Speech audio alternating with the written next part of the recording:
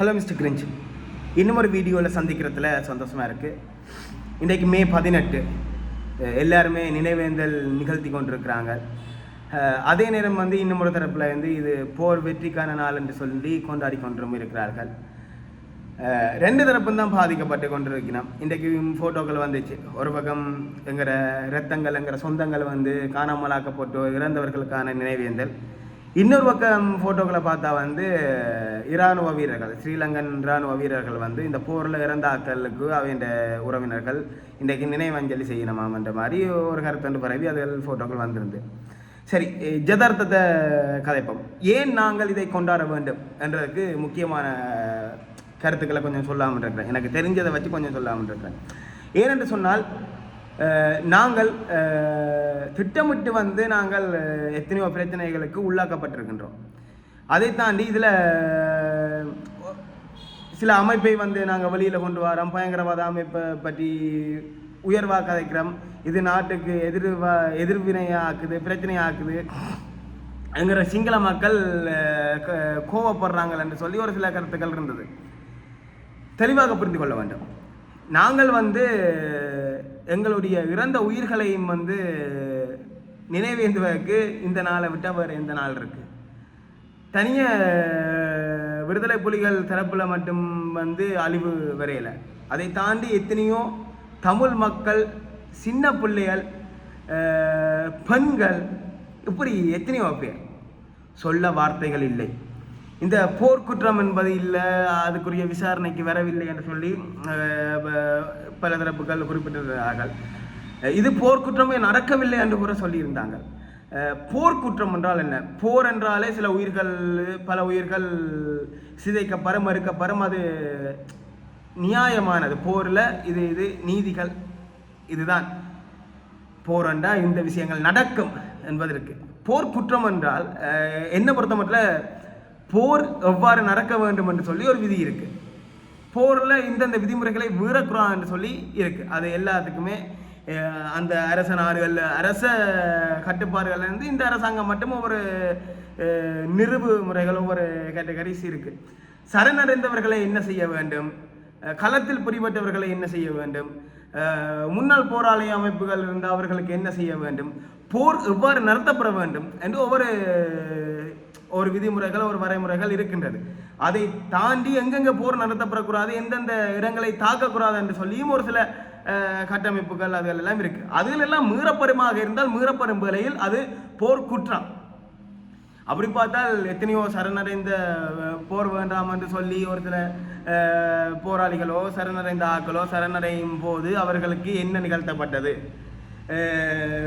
இதில் மறைப்பது கொண்டுமில்லை. எத்தனையோ பெண்கள் மானபங்கப்படுத்தி இருக்கிறார்கள். நான் அறியவே பரவலாக பேசப்பட்டது, மார்பகங்கள் அறுக்கப்பட்டு வாயில் திணிக்கப்பட்டு அனுப்பப்பட்டிருக்கிறார்கள். அந்த அவ்வாறான சம்பவங்கள் எல்லாம் நடந்தது. அப்போ இதுகள் எல்லாத்தையும் தான் போர்க்குற்றம் என்றுவார்கள். இன்றைக்கு நினைவேந்துவதற்கு நினைவேந்தலை ஒழுங்கான முறையில் செய்கிறதுக்கு ஜனாதிபதி உத்தரவிட்டார் என்று சொல்லியிருந்தாங்க.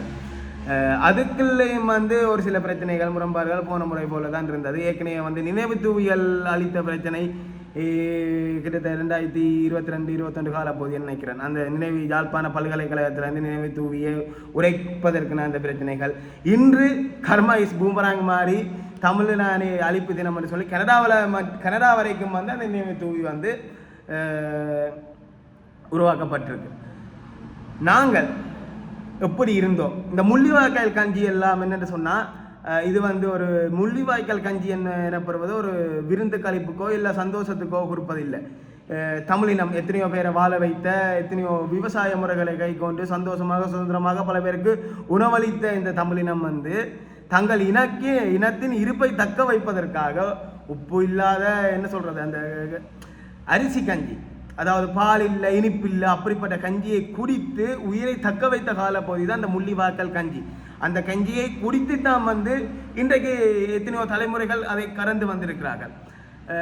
இன்றைய காலகட்டத்தை பார்க்கும்போது ஒருவேளை அந்த காலகட்டத்தில் இருக்காத ஆக்களால் அதை புரிஞ்சு கொள்ள இயலாது என்பது உண்மை. ஏனென்று சொன்னால் எத்தனையோ பேருக்கு, இன்றைக்கு இருக்கிற ஒரு சில இளைஞர்களுக்கும் இப்போ பிறந்த ஒரு சில பிள்ளைகளுக்கும் இது ஜஸ்ட் ஒரு சோசியல் மீடியாவில் காணப்படுற ஒரு விடயமும் இது வந்து ஒரு நிகழ்வு, ஒரு படத்தில் வர மாதிரி நிகழ்வுன்ற மாதிரியும் தான் ஒரு சில ஆக்கள் இருக்கிறார்கள். ஆனால் இது வந்து எங்களுடைய உணர்வு. எங்களுக்கு அந்த பிரச்சனைகள், எங்களுக்கு திணிக்கப்பட்ட விஷயங்கள் வந்து எத்தனையோ இருக்கின்றது. ஏனென்றால் அந்த இடத்தில் இருந்தவனுக்கு தான் தெரியும் அதனுடைய வலிவேதனை எவ்வாறு இருக்கும், என்னென்ன பிரச்சனை இருந்திருக்கும் என்று சொல்லி. அதனால் வந்து இன்று மட்டுமில்லை, என்றும் நினைவு கூறுவதற்கு எங்களுக்கு உரிமை இருக்கிறது. இதில் வந்து எந்த ஒரு, நீங்கள் சொன்ன மாதிரி சரி, அரசாங்க கொள்கைகள் தான் கொள்கைகள். அரசாங்கத்துக்கு வந்து விடுதலை புலிகள் அமைப்பு வந்து பயங்கரவாத அமைப்பாக இருந்தால் அதை நாங்கள் இங்கு அந்த அரசாங்கத்தின் கீழ் வாழ்கிற மக்கள் வந்து அதை நாங்கள் பயங்கரவாத அமைப்பு இல்லை என்று சொன்னால் எங்களுக்கு ஒரு குற்றச்சாட்டு, நாங்கள் அரச விதிமுறையை மீறுவோம் என்று சொல்லி எங்களுக்கு தண்டனைகள் இருப்பது உறுதி. இருந்தாலும் வந்து எங்களுடைய உறவுகளை இழந்த சின்ன பிள்ளையிலேருந்து பெரியாக்கள்ல இருந்து எத்தனையோ அந்த வட்டுவால் பாலத்தில் மிதந்த உடல்கள், முள்ளிவாய்க்காலில் இறந்த உடல்கள், இரத்த கலரிகள், அதற்கு நினைவேந்த வேண்டிய சந்தர்ப்பம் கட்டாயம் இருக்கத்தான் வேண்டும்.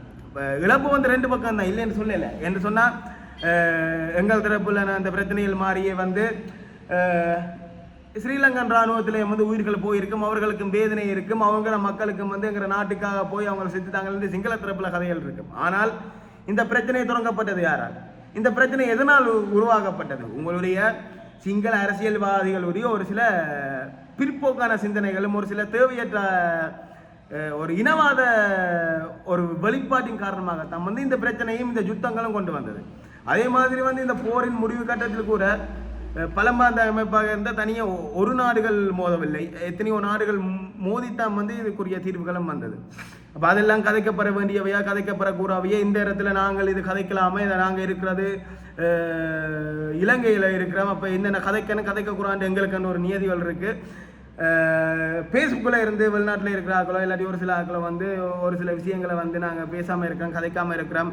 நீங்கள் யூடியூப்பில் வீடியோ போடுறீங்க, இங்கே போய் இந்த விஷயத்தை போடுறவரங்கிற தமிழ் தேசியத்தை பற்றி கதைங்கோ, தலைவரை பற்றி கதைங்கோ என்று சொல்லிடணும். ஆனால் உண்மையான நிலைமை என்ன சொன்னால் எங்களுக்கும் உணர்வுகள் இருக்குத்தான், இல்லை என்று இல்லை. நாங்களும் அனுபவப்பட்டு நாங்கள் தான், எங்களுக்கும் வலிவேதனை எதிரிங்க. ஆனால் இந்த நாட்டில் இருந்து எது கதைக்கக்கூடாது, எது கதைக்கலாம் என்று சொல்லி வரைவிலக்கணங்கள், வரைமுறைகள் இருக்கின்றன. என்று எங்களுடைய அரசியல் அமைப்பும் அப்படித்தான் இருக்கிறது, எங்கள் நிலைமையும் அப்படித்தான் இருக்கிறது. ஆனால் எதை கதைத்தான், எதை கதைக்காமல் விட்டா என்ன? ஆனால் இன்றைய மே 18ஆம் தேதி நினைவு கூற வேண்டிய அத்தியாவசியம் எங்கள் அனைவருக்கும் உள்ளது. என்றால் அத்தனை உயிர்களும் எமக்கென்று தெரிந்து போனவை, சின்ன சின்ன பச்சிலம் பாலங்கள், அறிவே தெரியாத குழந்தைகள் என்ற உயிர்கள் எல்லாம் எதற்கென்றே தெரியாமல் அந்த பிள்ளைக்கு தெரியாது தானே சாகரம் என்று சொல்லி அப்படி போன்றது. ஆனால் இந்த இடத்தில் கட்டாயம் நாங்கள் அதை நினைவு கூறத்தான் வேண்டும். அவர்களுக்கு அஞ்சலி செலுத்துவது ஒவ்வொரு தமிழனுடைய கடமை. தமிழன் மட்டுமில்லை, இன்றைக்கு எத்தனையோ சிங்கள மக்களும் எத்தனையோ முஸ்லீம் சகோதரர்களும் வந்து இந்த இடத்தில் முள்ளிவாய்க்கால் கஞ்சி, அது மட்டும் இல்லாமல் எங்களுடைய மக்களுக்குரிய அஞ்சலி செலுத்த வழிகிட்டவர்கள், அது உண்மையாகவே தேவையான ஒன்று, வரவேற்கத்தக்க ஒன்று. அதையும் நாங்கள் ஏற்றுக்கொள்கிறோம். அதை தாண்டி வந்து எங்களுடைய வருங்கால தலைமுறைக்கு நாங்கள் பட்ட வலிவேதனைகள் என்னவா இருந்தது, எங்களுடைய இனம் எப்படி இருந்தது, எப்படி மாற்றப்பட்ட என்றும் தெளிவான ஒரு அறிவு வந்து கொடுக்கப்பட வேண்டிய காட்டியம். எங்கிற மக்கள்லாம் எங்களை பற்றியும் எங்கிற பிரச்சனையை பற்றியும் சொல்லணும். நாளைக்கு ஒரு கேள்வி கேட்கும் போது ஒரு வரலாறு தெரியாமல் இருக்கக்கூடாது. எங்கிற இனிவார பிள்ளைகள் இப்போ பிள்ளைகள் எல்லாமே வந்து ஃபோன் முகத்துக்குள்ளே போட்டினோம். அப்போ இனி அடுத்த தலைமுறைகளை வந்து சரியான வழிக்கும் இப்படி ஒரு பிரச்சனை என்றும் ஒழுங்கான முறையில் சொல்லிக் கொடுக்க வேண்டும். மிஸ்டர் கிரீன் சார்பாக ஏழுமான அளவு கனகாலுக்கும் வீடியோ போடல. ஆனால் இன்றைக்கு ஏதோ தெரியாது, இந்த விஷயத்தை கதைக்கணும் போல இருந்துச்சு, அதால் தான் இந்த வீடியோ நான் போட்டிருக்கிறேன். இதுக்கங்கால எங்களுக்காகவும் எங்களோட சந்தோஷத்துக்காகவும் எங்களோட சுதந்திரத்துக்காகவும் எத்தனையோ உயிர்கள் பறிக்கப்பட்டது, எத்தனையோ உயிர்கள் இல்லாமலாக்கப்பட்டது, எத்தனையோ பேர் இறந்திருக்கிறாங்க. அவர்கள் எல்லாருக்கும் அஞ்சலியை தெரிவித்துக் கொள்கிறோம். அது மட்டும் இல்லாமல் இந்த போரில் மக்கள் எத்தனையோ பேர் பார்க்க போனால் சொல்லியிருந்தாங்களே, இராணுவ படைகள், எல்லை படைகள் அழைக்கப்பட்டதை விட தமிழ் மக்கள் இருக்கிற பிரதேசங்கள் செல்விழுந்து கொண்டு அழிக்கப்பட்ட இடங்களும் அதிகமாக இருக்கின்றது. எத்தனையோ இன்றைக்கு மட்டும் மாறாத வர்க்கலோர் எத்தனையோ பேர் இருக்கிறார்கள். அனைவருக்கும் அஞ்சலி செலுத்த வேண்டிய ஒரு கடமையாக இருக்குது.